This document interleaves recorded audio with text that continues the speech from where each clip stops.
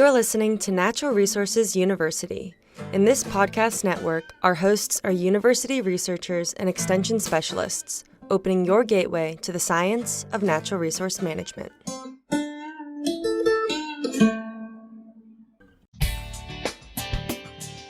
Welcome to Deer University, the podcast of the Mississippi State University Deer Lab. I'm Bronson Strickland. And I'm Steve Damaris. We're both lifelong hunters, deer biologists, professors of wildlife management, and co-directors of the MSU Deer Lab. We explain the latest research, including our own work and that conducted elsewhere. So if you're interested in deer biology and management, this is your podcast. Every decision you make is a step in your management program, and we give you the knowledge to make every decision count. Welcome back to the Deer University podcast. This is Bronson Strickland. I'm joined by Steve Damaris. And Steve, we have a very interesting guest with us today. And I would say unique. I'll even add informative. Because of his expertise. I mean, right. It's really interesting. He has a very rare skill set, and my life transected with Dr. Joe Bumgardner years ago, and I was lucky enough to be on the same hunting lease with Joe. And so I was able to teach him a little deer biology, but I think it was more one-sided. I think he taught me more about the physiology of harvesting deer than I taught him about deer biology. And Joe's been a friend of the program for a number of years. Yeah, I think over 30 years ago, you came on campus as a surgeon and helped my predecessor, Harry Jacobson, with some of his early deer surgeries out at our deer research facility. Correct. Indeed, I did. I was requested as a surgeon to do a laparoscopic invasion on some of his studies, and he wanted me to sterilize a dozen mature does for a research program, and we were successful. We sterilized 12, and all 12 survived. Fantastic. And then you're a very accomplished photographer, and you helped us out with one of our many, well, not many, we have a few phone apps, and you helped us with our deer aging app, taking photos of jawbones, which sounds simple, but it's not. And I understand that y'all have used the final results for teaching purposes through the years. Absolutely. I actually indeed had access to macro, M-A-C-R-O, macro photography equipment, which allowed me to take those jawbones at various views and magnify them up to as much as 20 times reality, so we could project it up on the screen and see very fine detail, which is very helpful for teaching purposes. Mm-hmm. Well, I alluded to the topic a moment ago in that Joe, we want to talk today about your expertise and what we call the physiology or the science of harvesting deer. And I think your unique, very unique background with surgery, and then also your hobby, getting in from surgery to bow hunting, has really positioned you. You have a unique skill set and knowledge set for this topic. So if you don't mind, would you tell us a little bit about your background and how you got here? Sure. I currently have hobbies of digital photography, bow hunting, archery, and computer software. Through the years, I, in active practice, had the luxury of having two of my cohort physicians that were pathologists, and they agreed to process for me tissues that I submitted from harvested animals to see the damage done to each respective organ after a broadhead missile had passed through that tissue. I was interested in that, and I had the corollary of knowing how mammals, deer, and human beings reacted to various injuries, and I wanted to get some objective evidence of how that damage affected the overall demise of the animal. And being an obsessive compulsive personality, I wanted to try to learn everything that I could about it. So I tried to relate the human understanding of injury to the same thing another mammal, that being specifically the white-tailed deer, hooved animals, wild boar, elk, antelope, etc. And that's kind of my background. Yeah. Well, you're really, really good at it, and we thank you for sharing your time and your expertise today. Why don't we start with Joe? What causes a deer to die in relation to hunting? The direct corollary between organ injury and the demise of the animal is quite an objective process. We can classify the causes of death of animals that we pursue and hunt. The shock and organ failure comes at the top of that list, and there's several types of shock. Probably the most common type of animal harvest with archery equipment would be hemorrhagic shock. That means blood loss on an acute basis. And when I say acute, we're talking about from 3 or 4 minutes up to 30 minutes before they lose an appropriate amount of blood in their circulatory system to cause shock and eventual demise of the animal. And we'll get in a little bit later to my understanding about the volume that causes hemorrhagic shock, etc. Next, we can have, if you hit a big game animal in the so-called vital zone, and we talk about the heart and the lungs being in the vital zone, then if your missile passes through both lungs, you have both lungs collapse. We refer to that as a bilateral lung collapse or a bilateral pneumothorax, pneumo being air, thorax being the chest. When both of those lungs collapse, it's universally 100% a lethal hit. And that animal can be, should be, and can always be recovered if you actually locate the animal, because it's 100% demise for the animal. Now, sometimes when we get both lungs, we can actually hit the heart as well, and you can have a combination of hemorrhagic shock and both lungs being collapsed. And we refer to that in physiology as a mismatch between ventilation and circulation. When we inappropriately hit an animal, like in the neck, and we get the carotid artery or jugular vein, then upon that they bleed, but there's nothing wrong with the ventilation. The lungs are fine. But as they bleed out, we have a mismatch between the ventilation, which is still 100%, but the circulation is not. And the circulation fails. As a result, they go into shock. Now, another form of shock is what we call spinal or cerebral shock, and that's when we actually hit an animal in the spinal cord, and there are actually two components to that. Number one, if we actually hit the cord and go through the vertebra and transect the spinal cord, it's permanent injury, and there's no reversible component to it. On the other hand, if we hit close to the spinal cord and the vertebra, and it transfers some energy to the spinal cord, it can only be temporary dysfunction, and you think you've got a spinal shot of permanent damage. So anytime with any type of firearm or archery equipment, if you hit a, quote, spinal shot, you need, for two reasons, to go ahead and disperse of that animal with a second shot, because there's been many stories of archers and people hunting with firearms shoot an animal, they go down as they suspect a shot from the spinal cord injury, only to see the animal get up and run off. So that is the spinal shock. But spinal shock means that they're temporarily or permanently paralyzed, and you always should go ahead and disperse a second missile to the animal for two reasons: humane, quick kills, and also to be sure that you have the animal dispersed. The next type of shock that we see is what we call infectious or septic shock. And as I said, that both lung collapses and heart shots are universally fatal by either lack of ventilation or lack of circulation. Septic shock is 100% effective in being lethal each and every time. And septic shock comes from a paunch or an abdominal cavity shot. That's the so-called bow hunter's nightmare.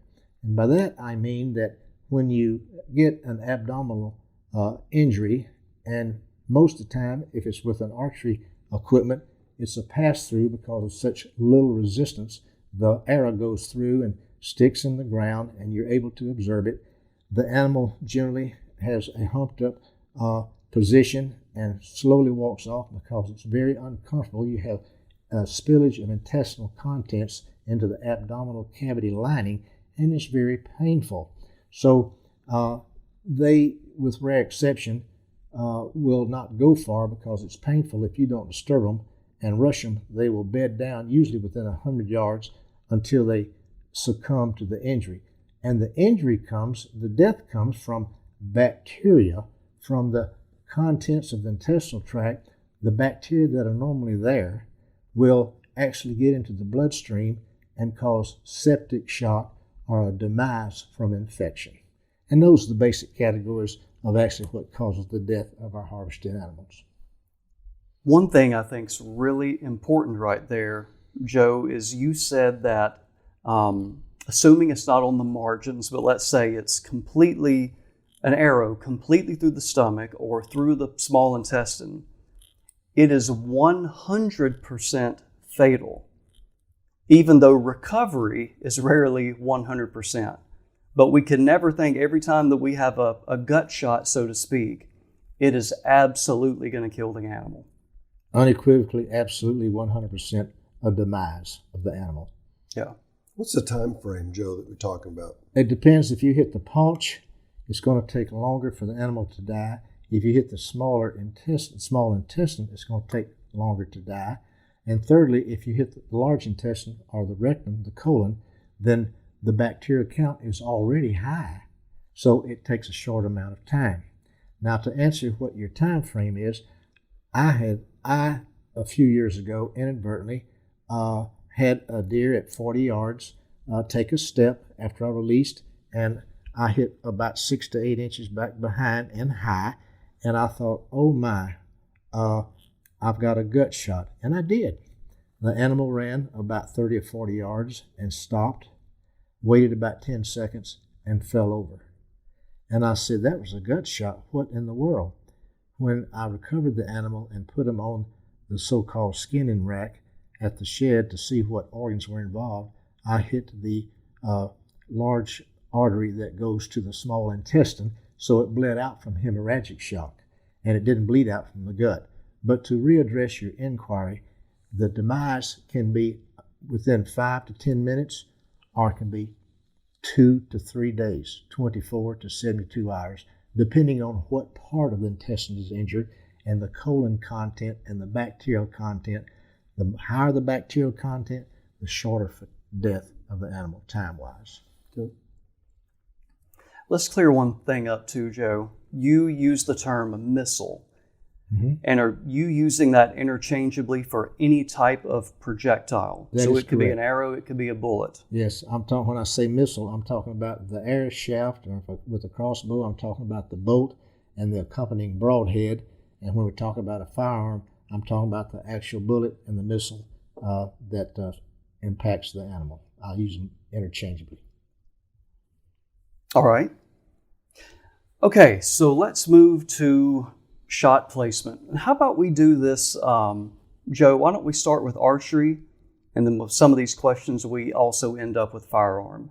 Mm-hmm. What is the ideal? So if you could pick and be completely precise, what is going to be your archery ideal shot? I like to shoot right behind the front shoulder, and the reason being, we've all heard the term of my deer or my animal jumped the string, meaning that they heard the sound of the bow go off as the arrow is released, and they responded by ducking. They have to duck before they can load all their muscles to spring and run off. Well, because of that, if you aim right at the anatomical location of the heart, which is in the lower third of the chest, right behind the front leg, then if the animal does duck and you go 3 to 6 inches higher than you anticipated, you can still be in the vital area by hitting a high lung shot.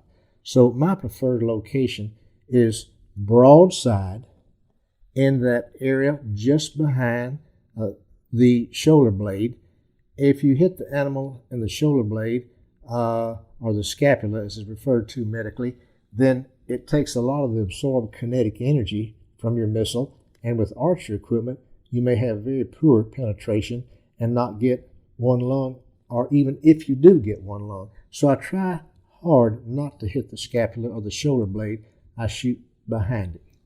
Now, with firearm, the cause of death of firearm is a different cause of death under certain circumstances.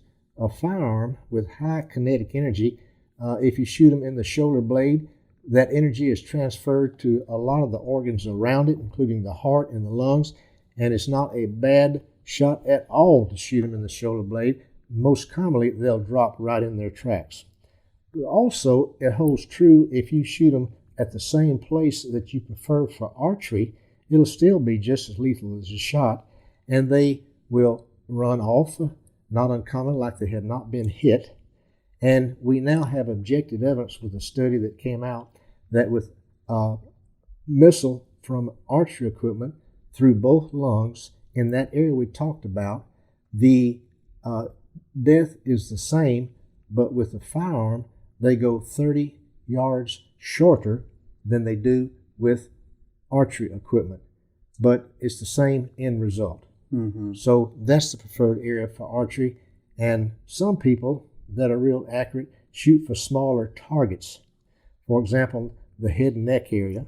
And if you hit in the neck area with high kinetic energy firearm, it'll produce enough shock that they'll likewise drop there.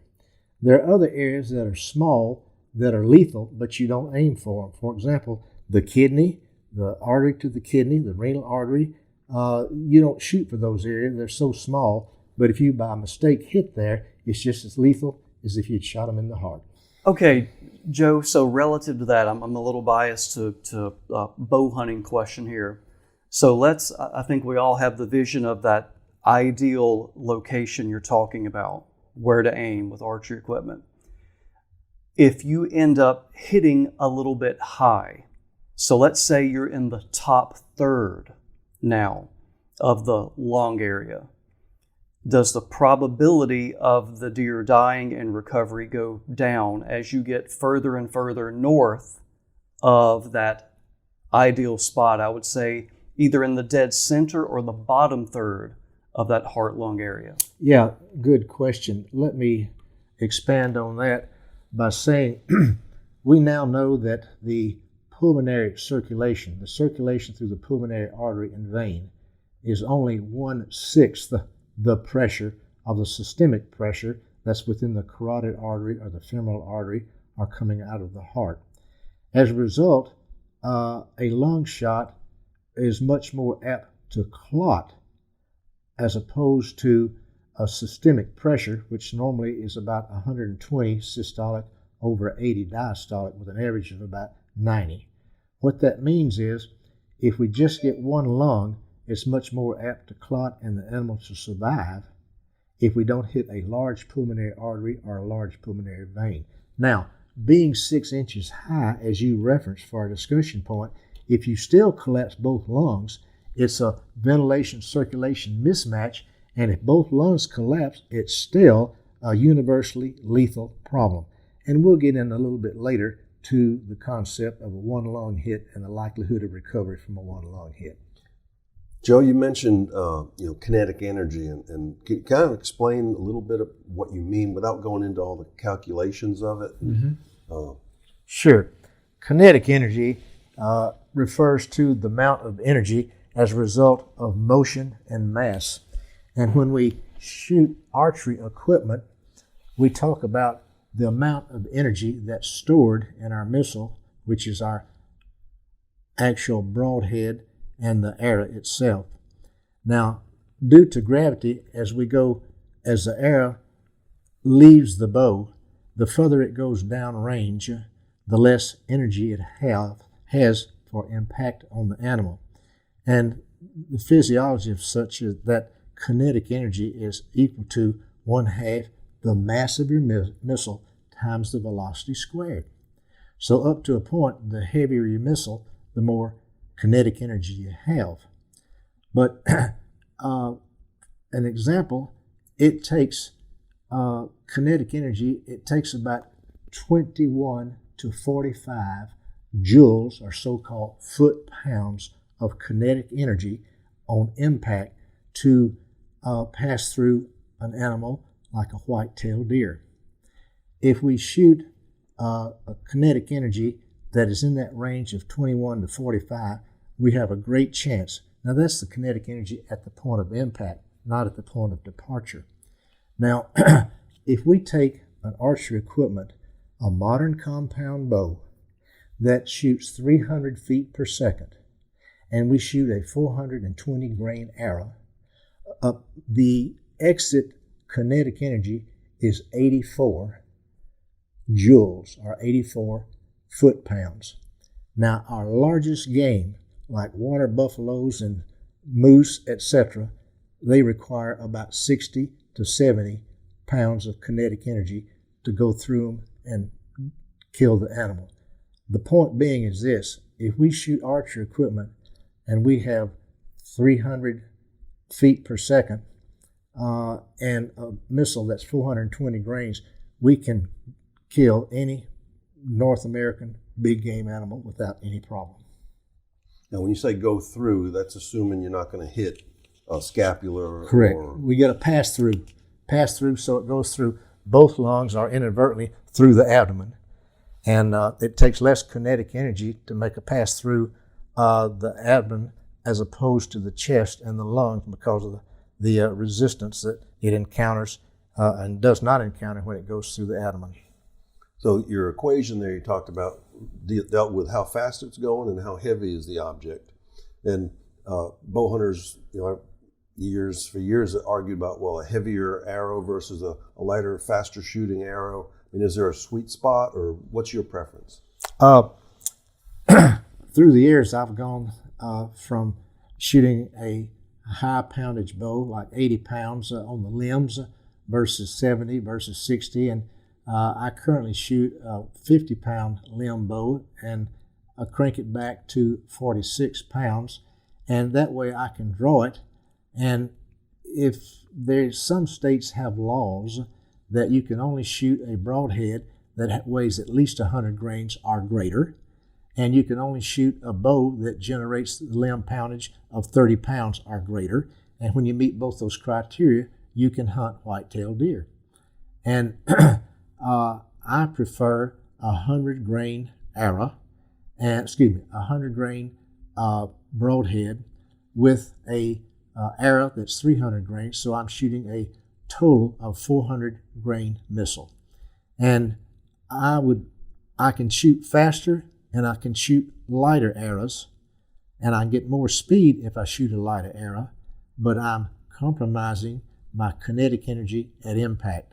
So I like to shoot at least 100 grains and an arrow that weighs 400 total with the missile. Right about now, Bronson, I think some of our listeners are thinking, wow, I didn't know there was so much that went into this. When you start talking about the science of something, you can get pretty deep. That's correct, and you can't defy physics, and you can calculate exactly what you need in your equipment to be a successful and a humane hunter.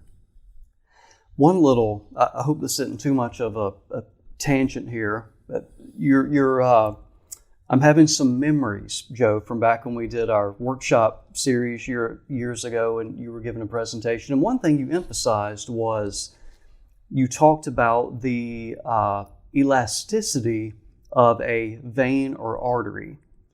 And you were emphasizing the need for a very sharp, a razor sharp broadhead, and you would demonstrate that with a rubber band.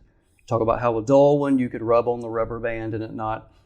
So another thing I think that's critically important here is even if you have the energy to be able to go through the deer, it's still very important to be razor sharp so that you are cutting all of the tissues, especially the veins and the arteries, etc., along the way. Point well taken. And let me relate this little bit of information that was shared by a legendary bow hunter.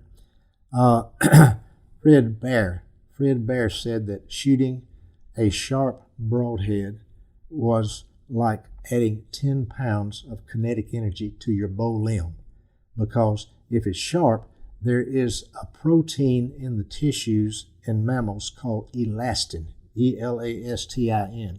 That elastin protein is what allows arteries and veins to stretch without breaking. They can stretch like a rubber band. And if we have a razor sharp broadhead, when it meets elastin, it transects it rather than let it stretch and move out of the way. Interesting. Speaking of broadheads, I mean, there's so many different tacks we could take and places we could go with this, Joe. What about a expandable broadhead versus a traditional solid broadhead? The traditional broadhead is referred to as a fixed blade, and that comes in two categories. The broadhead is all in one piece, or the blades can be replaced, as opposed to a mechanical. A mechanical, there are pros and cons for both ways. The mechanical pros is the fact that the blades are retracted and they do not expand until it impacts the game. The benefit of that is it flies like the field point that you practice with. If you practice with the field point and you're right on in the vital sign out to 30 and 40 and 50 and 60 yards, then you get a mechanical broadhead. With rare exception, the point of impact of the field point and the mechanical are the same out to 60 yards. Now, if you take a fixed blade or the traditional broadhead, that may or may not hold true. For example, if you have a bow arrow setup and it shoots great with the field point out to 60 yards, when you attach a broadhead that has blades that are already in position, a so-called traditional or fixed blade, it adds an aerodynamic component to it that when it travels that 20 or 30 or 40 yards, the point of impact may not be the same. So as a result, you should actually practice with your broadhead before you go into the field. As a humane hunter, you owe it to yourself and to your game to be sure that your point of impact of your hunting broadhead is the same as your field point.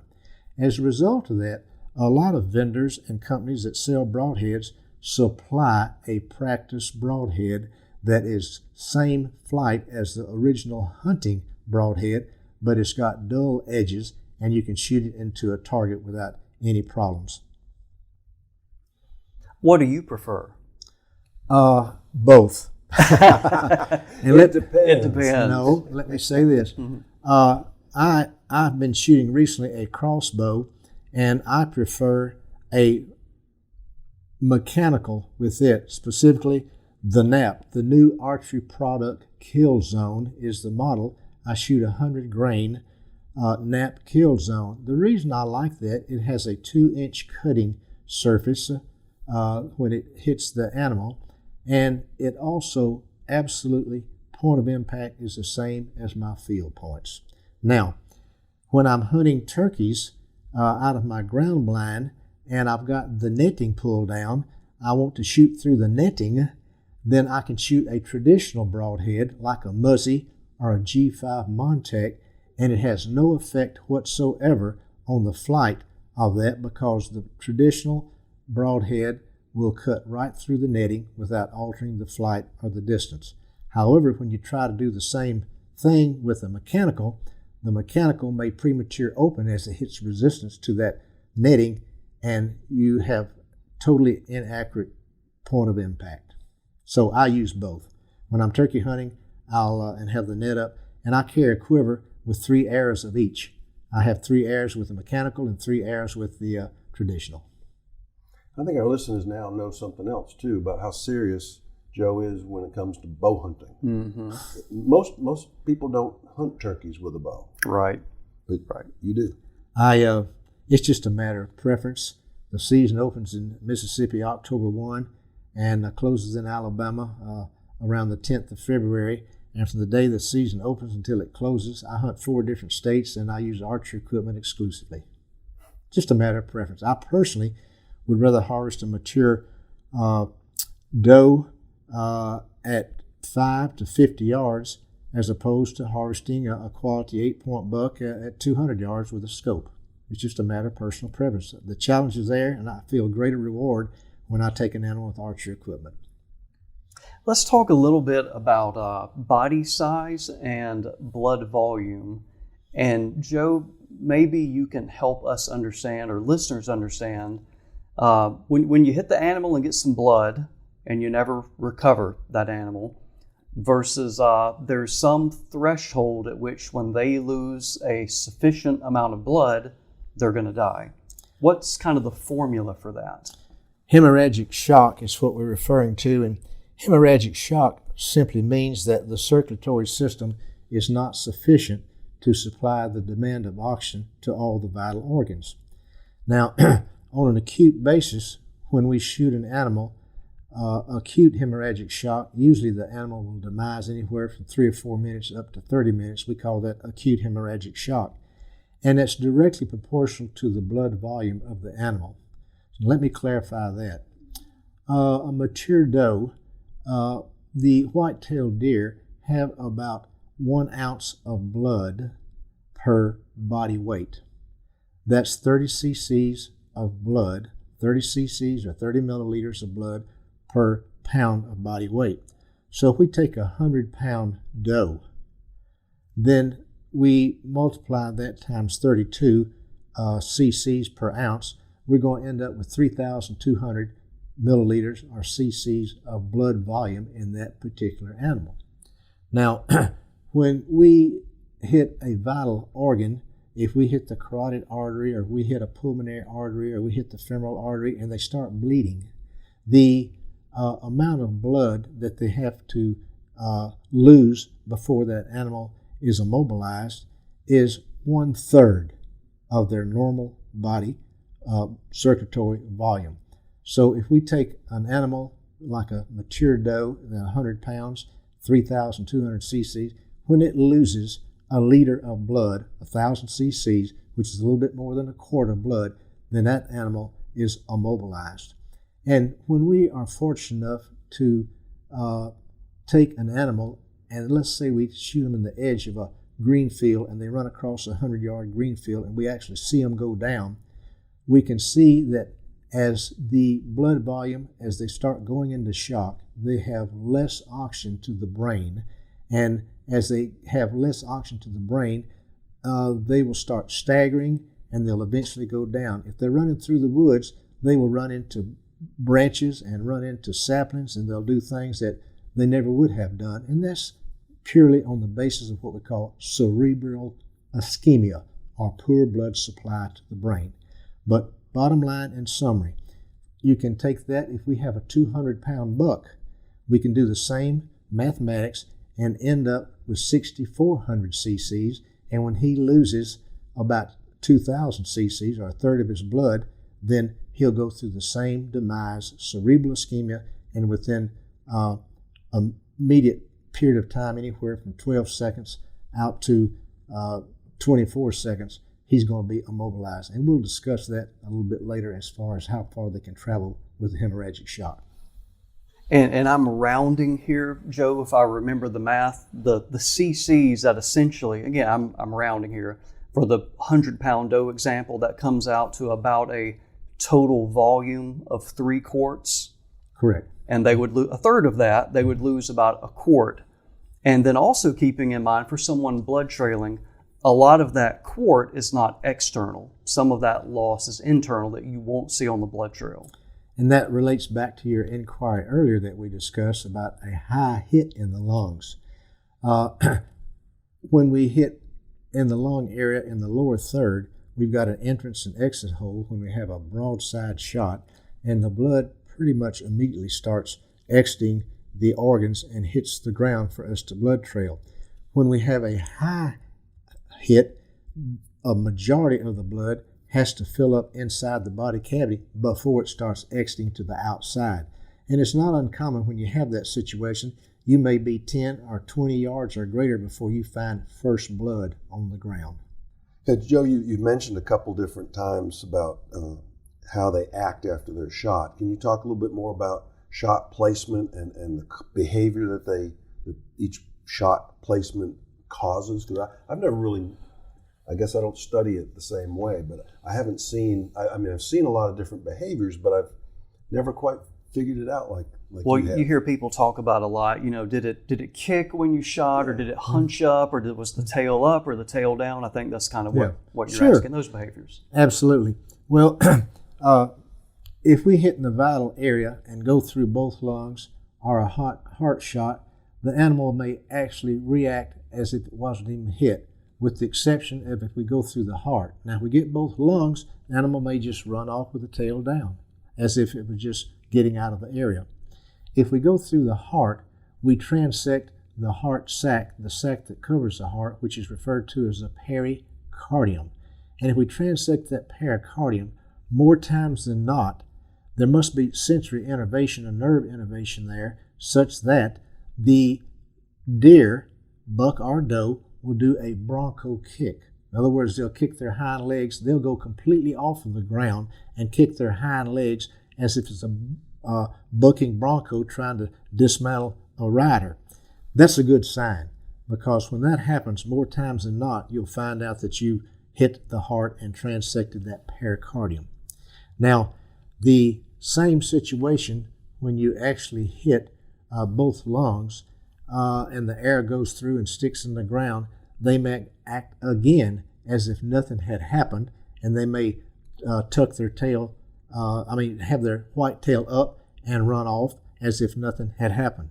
Now, as opposed to if we're a little bit back of the vital area and we actually hit the abdominal cavity and we get paunch or small intestine or large intestine, rectum, colon, etc., then the animal, it's usually immediately uncomfortable to them, and they will hunch up, and not knowing what just happened to them, they may run 5 or 10 yards, but they usually stop, hunch up, and then slowly walk off in a hunched position. And that's highly indicative of an abdominal or a so-called gut shot. And with rare exception, all gut shots, you get a pass-through with archery equipment, and you don't have to be timid. You can smell that arrow, and you can smell the smell of the intestinal tract. It's got a rancid smell, and you can also look at the arrow and see particulate matter on that arrow, knowing you've got a gut shot. And then as a committed hunter, ethical hunter, you have to put into your scenario, when should we go after this animal? I know I've got a gut shot, and maybe we can address that a little bit later. But then the final category that we do, we've talked about it briefly before, is spinal shot. When we get too high and we hit the animal, then in the spinal cord, whether it's permanent spinal cord injury or just temporary spinal cord injury, they usually fall to the ground, and their behavior depends upon how high on the spinal cord you actually hit. If you hit in the middle of the spinal cord, then their hindquarters are paralyzed and they'll spin around with their functional front legs. So again, the bottom line on that is anytime you have a permanent or a temporary spinal injury with the animal falling down immediately, you should go ahead and demise the animal with a second shot. So that's pretty much the shot placement and the kill zones and how they react to them.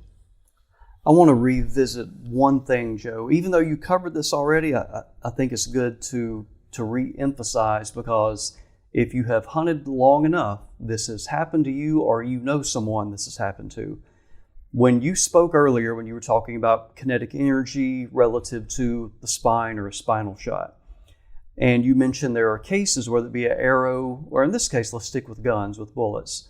The bullet, at least as a hunter, you think you transected the spinal cord.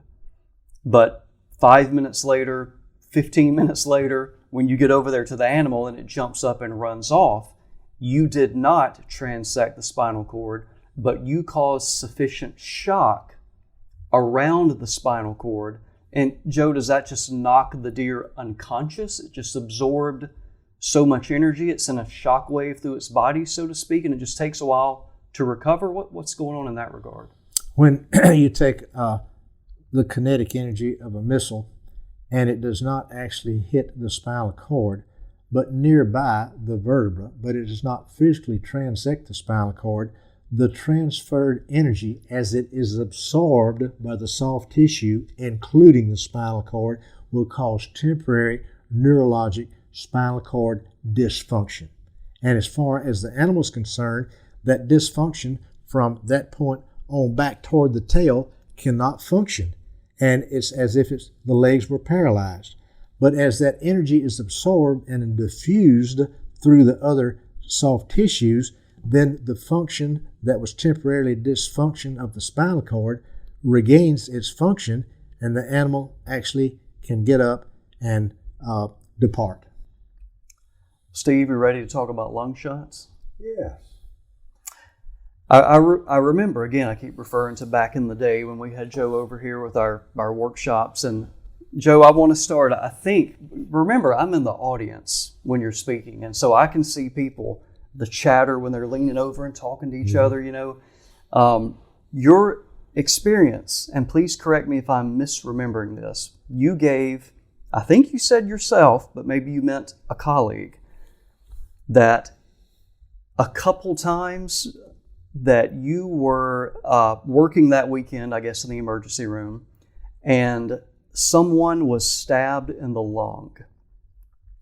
And for us non-physicians, I think that's a pretty deadly outcome right there. You got stabbed in the lung, and you replied with, they got to the hospital, you did the things you do as a surgeon to stop the bleeding and so forth. And if I remember correctly, Joe, you said that happened on a Friday night, and by Sunday afternoon, I sent them home. Correct. And I remember so many people going, I can't believe that. And so that went into with archery equipment, when I hit one lung with an arrow. There's a lot to be discussed about that, and that's an interesting, well-proven concept. Villatory insufficiency comes when we don't have enough oxygen to our blood, and we have two good functioning lungs. When somebody, human, for example, is in an altercation and they have a scissor stab to the chest, or a knife stab to the chest, or a 22 bullet shot to the chest, so that it collapses the lung normally is at a negative pressure inside the chest cavity. The outside pressure is 1 atmosphere. When that is equilibrated, then the lung collapses. When the air from the atmosphere can equilibrate with the pressure inside the chest cavity, then the lung collapses. When we breathe, it does not expand. Now, the individual that comes to the emergency room with a stab wound or a 22 gunshot wound, there may be a little short of breath, but they're living off the one good lung, and their circulation has not been impeded significantly so, because as you remember earlier, I said that the pulmonary pressure inside the lung circulation is actually only 1/6 of the pressure in the carotid artery, or the femoral artery, the aorta, the heart, etc. As a result, that blood is much more apt to clot when one lung has been injured. As a result, the humane and efficient way that we treat that when they come to the emergency room is simply under local anesthesia, take a tube and insert it between the ribs by making a small incision and putting it inside the lung cavity and hooking up that plastic tube to a negative pressure suction. And what it does, it reestablishes the pressure inside the chest cavity to the pressure out to a negative, as opposed to the 1 atmosphere pressure, which is what it is when the lung is collapsed. Once you establish that negative pressure, the lung can re-expand. And we do that for about 24 to 36 hours. And then after that, I actually clamp the tube to be sure the lung can stay expanded. And if it stays expanded, the next day I simply remove that tube and put some Vaseline over the little small puncture site, and it seals it, and the individual is able to go home. So with rare exception, a gunshot wound with a 22 small kinetic energy or a scissor stab or a knife stab to one chest rarely is fatal. And you know, we can transfer that same data over to all mammals, with the exception of the mammals that don't have a separation between left and right lung. We call that a buffalo chest, because our American Indians, when they would spear a buffalo, it collapsed one lung, but since both communicated, both lungs would collapse and then the animal would go down. But in humans and deer that have two separate lung cavities, then one lung collapse is not in any case lethal every time. That's amazing. And I guess this is total guesswork here. I know you don't have the answer to this, Joe, but would an educational guess be that most of the time, with archery equipment anyway, when only one lung is transected, is that deer going to live? Well, you know, we hate to say that depends, but it really does. Mm-hmm. And let me tell you that we now have objective criteria on how it depends. Number one, classic example of a one lung hit is when the animal is facing us a little bit, so that there's a little angulation in the shoulder blade. Is rather than quartering away, they're quartering toward us. It's not broadside, it's quartering toward us, so that we're looking at the animal and the presenting organ is hiding behind that shoulder blade of that scapula. Well, when we shoot, and I've had this happen several times with guests and clients, etc., that I'm guiding, shoot and they hit the scapula. It doesn't get good penetration. It just goes in. It may get just one lung, and usually if it gets a lung, it's just one lung. And as a result, they still have, just like in humans, they still have that one lung that is oxygenating the blood that goes through. And because the pulmonary circulation is of only 1/6 that of the systemic circulation, unless we hit a medium to large pulmonary artery or pulmonary vein, when that arrow gets only one lung, they won't die of ventilation insufficiency. They'll die from circulatory insufficiency. So that's when a one lung shot is lethal. When you get enough bleeding that you exceed that 1/3 of their total volume, they go into hemorrhagic shock, and they don't die from ventilatory insufficiency. They die from the mismatch of they don't have circulation sufficient to oxygenate their organs. So every deer doesn't necessarily die in that 30-second window that you'd like to see. Even if they die within that 30-second window, they can still run a long way. Yeah. I have witnessed that on numerous occasions, and the objective criteria that goes along with that is we now have objective evidence that white-tailed deer can high speed at 30, and some publications say up to 35 miles per hour. Well, if it takes anywhere from 10 to 12 seconds for an animal to demise with a heart shot or both lung shots, and if that animal has a slow internal bleed as opposed to a huge quick bleed, that animal can actually run out to 20 seconds before he bleeds out. If he runs 20 seconds at 35 miles an hour, we're talking about in excess of 3 football fields. We're talking about over 300 yards from that animal. A nice, humane, quick, deadly shot, that animal can still go 2.5 to 3 football fields. And sometimes they leave a good blood trail, and sometimes they don't. If it's a high bilateral lung shot, it may be quite some time before you even pick up blood, and then it can only be very sparse. And that relates back to the demise and the bow hunter's nightmare of getting an abdominal or a paunch shot, because usually when you do that, the exit wound, most people bow hunting are from a tree stand or an elevated position, and the exit wound is lower than the entrance wound. As a result, you expect the blood to come out the lower hole, but 9 times out of 10, it's plugged with a loop of small bowels, so no blood comes out, and you have a very poor, if any, blood trail. Well, finding that deer that's running off is really critical. I mean, it's devastating to a hunter when we harvest an animal and we can't find it. I mean, we hate to waste the life of an animal. What are some of the things you've learned that help you be successful in finding a deer that's run off? I try to, first of all, with as much objective criteria that I can apply, try to determine the location of the hit. And by that I mean this. I ask the hunter, or if it's me, I say, where do I think I hit the animal? Then I actually see how high I was, 20 feet, 25 feet, or was on the ground blind, etc. I get that criteria. And then I actually see the point of impact where the animal actually was hit, and you can see the scuff marks where it ran off, and you can measure that distance. And then after I do that, I observe the criteria. I personally start counting. When I hit an animal, I watch the deer behavior, like we talked about before. I start counting 1001, 1002, 1003 as the deer runs off. With rare exception, if the animal stays in sight within 12 seconds to 15 seconds, you'll see them go down if you have that lethal shot, either hemorrhagic wise or villatory when you collapse both lungs.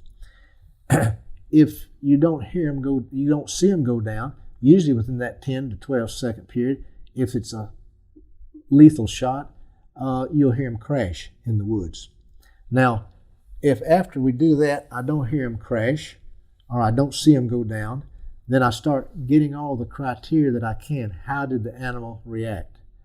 How far was the shot? Where did I think I hit it? And if I have the luxury of actually getting the arrow and seeing what's on the arrow, is it bright red blood? Does it have small bubbles in it indicating a lung hit?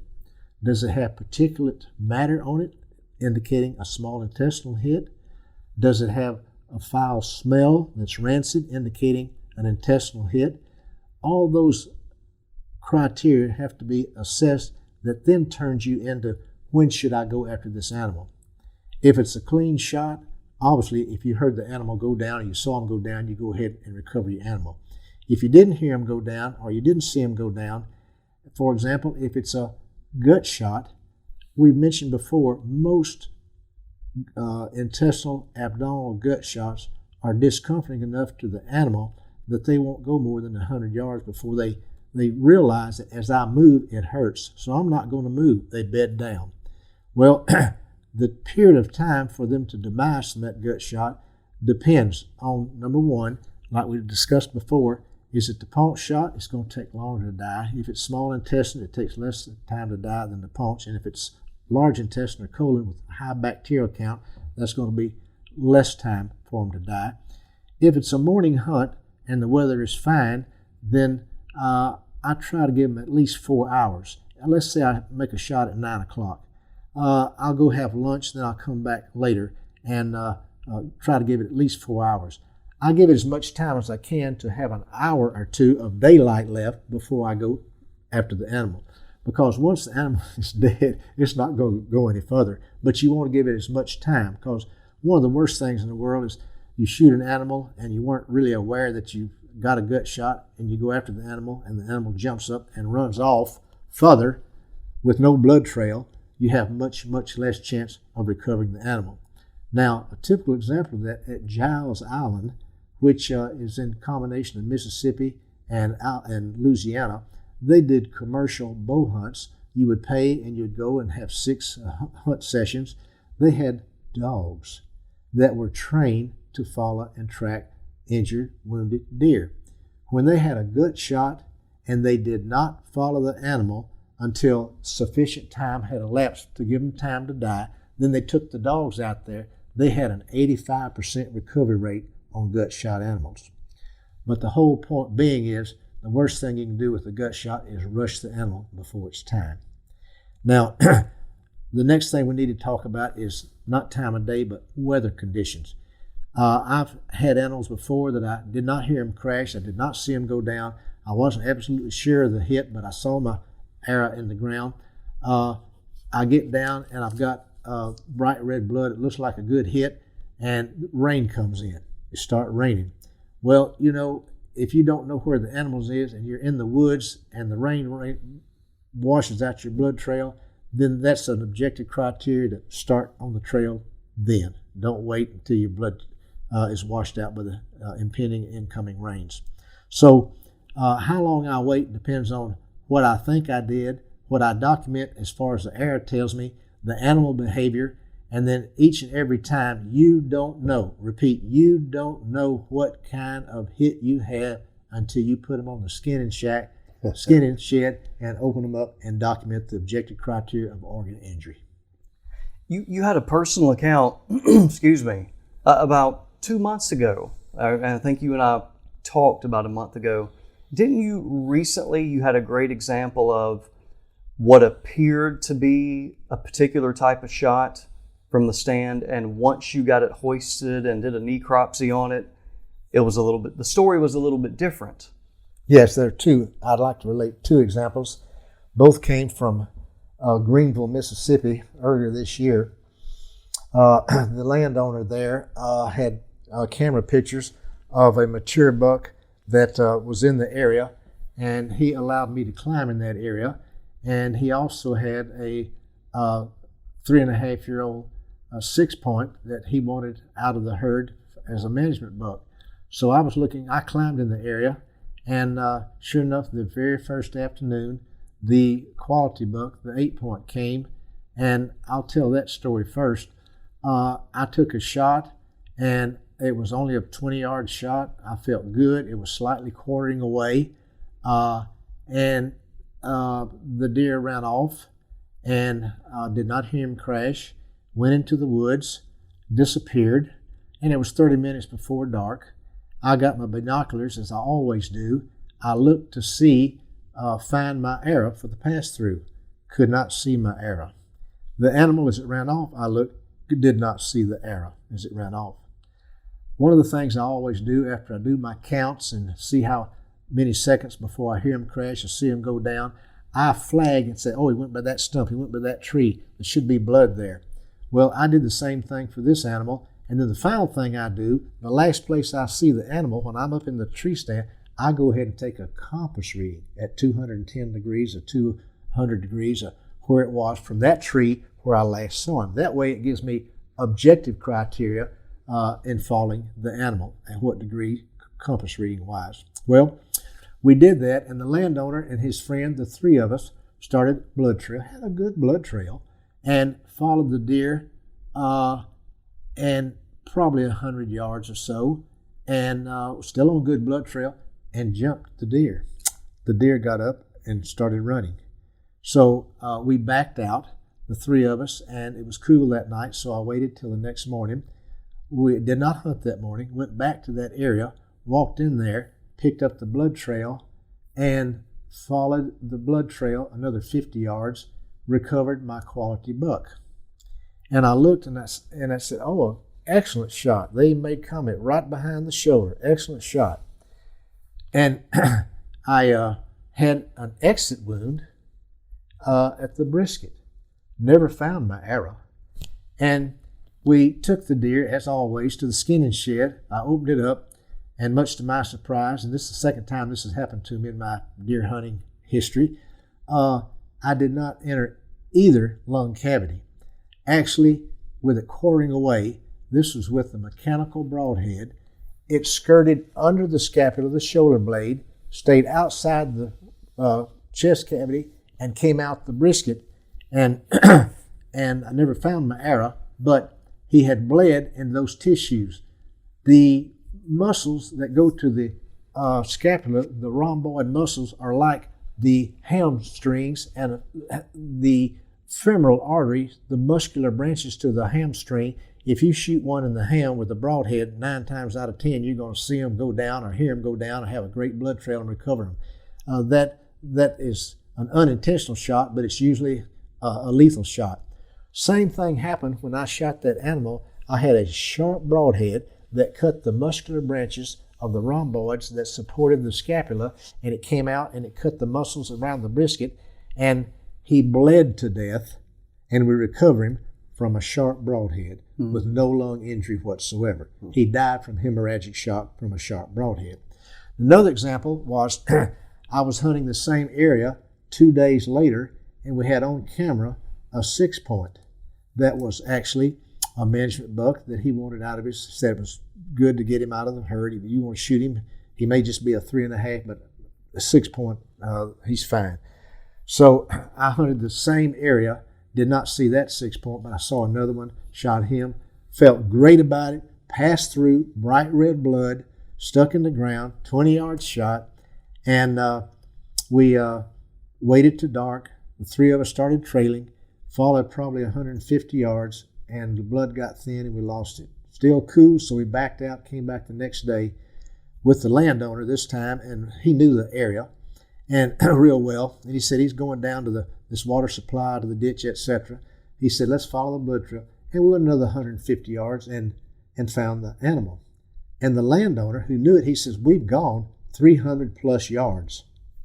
And I said, I agree if it's not more, but I felt like it was more when I started dragging him back. But be that as it may, I rolled him over, took pictures of it, and I went in where I wanted to, and it came out where I wanted to, and we took him to the skinning shed and opened him up, and there was clotted blood, 2 collapsed lungs, and 2 lung cavities that had clotted blood. So the whole point is we had an ideal hit, ideal organ injury, both from a hemorrhagic shock and a villatory, both lungs collapsed, but he still went 300 yards. Mm-hmm. Sometimes it's amazing, my many years of conducting research and oftentimes dealing with, facility reared deer that we're studying in research pens. Sometimes a deer is going to just die because you look at it wrong. I mean, it seems like it. Mm-hmm. And then other times an injury is like, there's no way that deer is going to survive. And yet they do. Have you had any strange cases where you found prior injury from a wound that should have killed a deer? I've had personal experience with that, yes. I was hunting a former lease over on the 10 Tom waterway outside of Columbus in Pickens County, Alabama. And I had a nice quality 8 point with my archery equipment that I felt good about it, except it was a high lung hit, but I thought it was lethal. And I followed the blood trail and did not recover the animal. And that was probably late October, early November.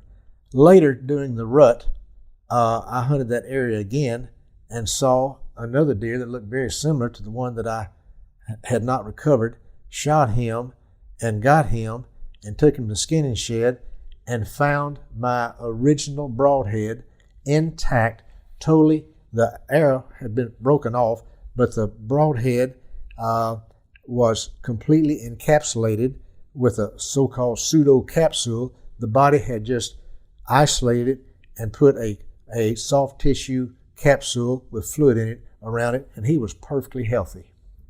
That's amazing. The deer are just tougher than we are, plain and simple. We could never make it through that. Joe, I've got a couple questions here, kind of, I guess, off topic, but I think some questions that would interest people. It certainly interests me. First one's real theoretical, not very practical, but just based on your experience, if you could do this, if you could choose to have the perfect lung shot or the perfect heart shot as a bow hunter, which would you prefer? I would prefer to have the heart shot. The reason being is when you go through the heart, where you get the upper chambers, the atria, or you get the lower chambers, the ventricles, they're going to bleed out quick. And with rare exception, you're either going to hear them crash or see them crash. When you get both lungs and not get the heart, it's still going to be universally lethal, but you may not have the what we call the Ray Charles blood trail. In other words, a blood trail that a blind person could follow. But if I had my druthers, I'd never turn down a heart shot. Gotcha. Now, this next organ is often hit with a lung shot. But sometimes, at least this has happened to me once, where Best I could tell upon necropsy, I had what I could tell, 100% or close to it, liver shot. Mm-hmm. And the behavior, and this is a sample size of one, so I'm asking with your experience, but I was very surprised at how quickly that deer died. So the behavior immediately after the shot was very much like a lung shot. But within, I would say, 40 yards of where I shot the impact, the deer bedded, but then lived longer than you would expect from a double lung shot. But it immediately, it laid down, and I'm watching it through my binoculars, and I would say probably within about a minute or maybe 2 minutes, I could see that it had died. Is that a very atypical situation, or is that kind of normal for a liver shot? That's a good story to hear. First of all, the liver is an intra-abdominal organ, and you can't hit the liver unless you get into the abdominal cavity. In the abdominal cavity, there's all the intestines as well. Now, when you get a liver shot, if it's major, by that you've got a left lobe and a right lobe. If you get a major pass through liver tissue, the portal vein and portal artery, the portal artery is systemic. That's the artery that goes to the liver tissue. It's under high pressure, and they'll bleed like a carotid or a femoral artery hit. Now, it's kind of like a lung that you don't hit a major artery in it, but it still collapses, but you don't hit a major artery. If you go through the liver, the way this animal happened, when you went through that liver, it spilled bile, which is very irritating, like pancreatic juice. When that bile spilled into the abdominal cavity, it was uncomfortable to that animal to actually walk. So but you said it didn't hump up. Mm-hmm. It just walked off and then bedded down in sight because it was uncomfortable to the animal to do that with the bile spilling there. And then depending on the magnitude of the vessel injury within inside the liver, how long it takes them to actually die. But with rare exception, I would say in my experience, liver shots are 100% lethal. Why? Because you got inside the abdominal cavity.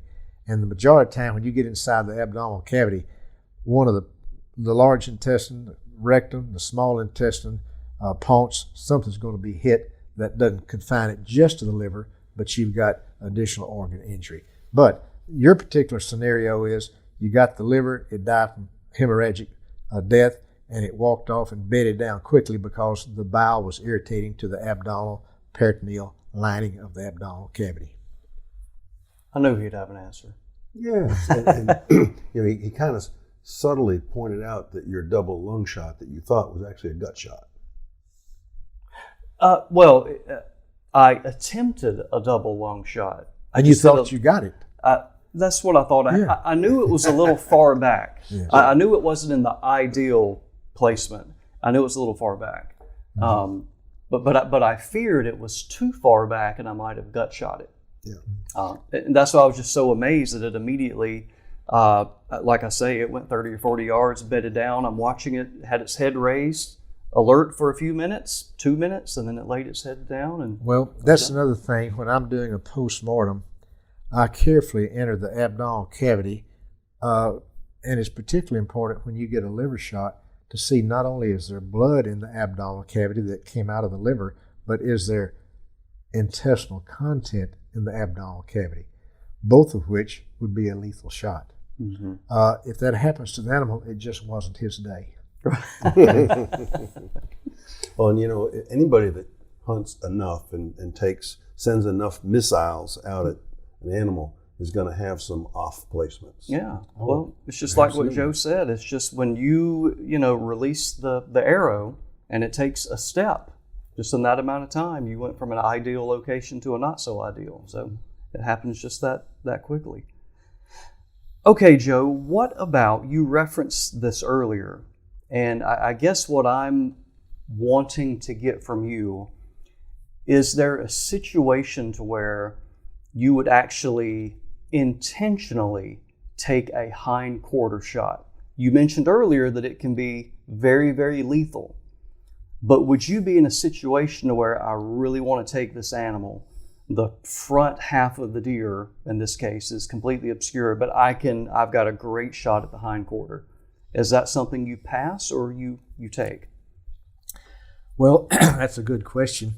I was fortunate to host one of our guest speakers to our annual bow hunting awards banquet. It was Chuck Adams, and most archers have heard of Chuck Adams, and I spent an afternoon with him, and Chuck said that, talking about hind quarter shots, he said, I've taken 6 big game, North American big game animals with a hind quarter shot. Said the first 2 were unintentional. The last 4 were intentional. And he said, when I had an animal that I'd been had on camera and been following and stalking, and I wanted him, and the only shot I had was a hind quarter, knowing the involvement of the hemorrhagic component that could possibly occur, I went ahead and took a hind quarter shot. And the rationale is simply this. We have a main femoral artery, superficial femoral artery, and a deep femoral artery that goes to the musculature of the hind quarter. We do not have to hit the main femoral artery, the deep femoral artery, or the superficial femoral artery to transect enough to be lethal. We can actually, if you hit the main hind quarter and go through the muscles, usually it's not a complete pass-through because you hit bone after you go through the hip area, but you transect enough of the systemic muscular branches of the femoral artery that they bleed out quickly. Number 1, you have a great blood trail. Number 2, it's under systemic pressure that they're forcing out that blood. And with rare exception, just like Chuck Adams said, I never followed any of them over 100 yards. So I have had a couple, inadvertently, ham shots that I've recovered both of them. And then I've had a couple or maybe more hind quarter shots that I took intentionally when I couldn't get in the vitals of the chest area. So that is a lethal. Matter of fact, a lot of the so-called pod hunters that use the quote poison or a nectine on a pod on their arrow will actually prefer to shoot them in the hind quarter area, because for a pod to be effective, it has to be in the circulatory system, and that is a good large target area for harvesting animal with a pod. So Joe, if you were to be intentionally shooting for the hind quarter, are you aiming center of mass? You're aiming in the middle of the hind quarter? Yes, and that's true. It makes no difference to me whether it's broadside, quartering away, or quartering to you, as long as you hit the mass of the hind quarter, you're going to have the best chance of transecting as many of those muscular branches of the femoral artery as possible. Okay, one last question, Joe, and this will be for all of those bow hunters out there. You've got a deer directly beneath your stand. So I'm talking within 5 yards or less from the tree. Do you wait it out or take a shot? That's not a good angle, because if you shoot when they're that close, 9 times out of 10, you're just going to get one lung if you shoot for the vital in the upper third of the upper third part of the deer. And when you just get one lung, unless you get a large pulmonary artery or large pulmonary vein, they'll die from hemorrhagic shock.